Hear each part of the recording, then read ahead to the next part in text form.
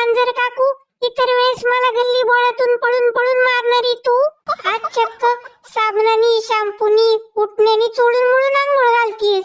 काळ उंदऱ्याशिवाय मला कधी हाक मारली नाही तू. आज तुझं एवढं प्रेम का होतं चाललंय ग? अरे मूषक बाळा, आता गणपती बाप्पा येणार. आईच्या गावात चक्क उंदराला आंघोळ. तू बाप्पाचं वाहन आहेस ना. आता 10-12 दिवस चिखलात गटारात अजिबात लोळायचं नाही. छान स्वच्छ राहायचं. चोऱ्या माऱ्या करून खायचं नाही. बाप्पा पुढचा मोदकाचा लाडूचा प्रसादच खायचा. आणि आमच्याविषयी बाप्पानी विचारलं तर मांजर मावशी चांगली आहे म्हणूनच सांगायचं. अगं पण तू तर वाघाची मावशी आहेस ना. आता काही दिवस मी तुझी पण मावशी आहे.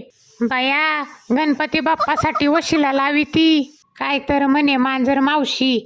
संसोद आल्यात तर कशी नाती होते आठवायला लागल्यात.